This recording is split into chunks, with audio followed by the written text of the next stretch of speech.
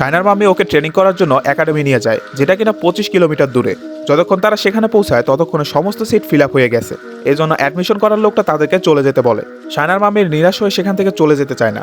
সে দেখে সব বাচ্চা ট্রেনিং করতেছে, আর কোচেরও তেমন মনোযোগ ছিল না। তাই একটা ব্যাট নিয়ে ওকে খেলতে পাঠায়। শায়না এতই ভালো খেলছিল যে ও ধীরে ধীরে সামনের প্লেয়ারদেরকে এলিমিনেট করতেছিল। আর শায়নার মা জোরে জোরে চিল্লিয়ে ওকে কনফিডেন্স বাড়াতে থাকে, যার কারণে সবার নজর শায়না আর ওর মায়ের দিকে যায়। শায়নাকে এভাবে খেলতে দেখে সেখানকার বড় কোচেরা অবাক হয়ে যায়। তখনই অ্যাডমিশন করার লোকটা এসে শায়নাকে বলে, কার ব্যাট দিয়ে খেলতেছো, তোমাকে না চলে যেতে বললাম। বাট সেখানকার কোচ তাকে এমন করতে বাধা দেয়। কোচ শায়নার মাম্মিকে বলে ওকে ব্যাডমিন্টন খেলা কে শিখিয়েছে। শায়নার মাম্মি বলে, আমি ওকে শিখিয়েছি, কারণ আমি ডিস্ট্রিক্ট লেভেলে খেলি। এসব শুনে কোচ শায়নাকে ভর্তি করে নেয়। রোজ ভোর 3টা থেকে শায়নার ট্রেনিং শুরু হয়ে যায়। শায়না আগে থেকে খেলার কারণে সবার থেকে ভালো খেলতো। কয়েকদিন ট্রেনিং করার পর শায়নার মাম্মিও কম্পিটিশন করাতে বলে। তো প্রথমে তো কোচ মানা করে দেয় যে মাত্র কয়েকদিন হয়েছে ও ট্রেনিং করেছে। বাট শায়নার মাম্মি ওর উপর ভরসা ছিল। এক পর্যায়ে কম্পিটিশন করতে দেওয়া হয়। পরে কম্পিটিশনের পর শায়না 5টা মেডেল জিতে নেয়।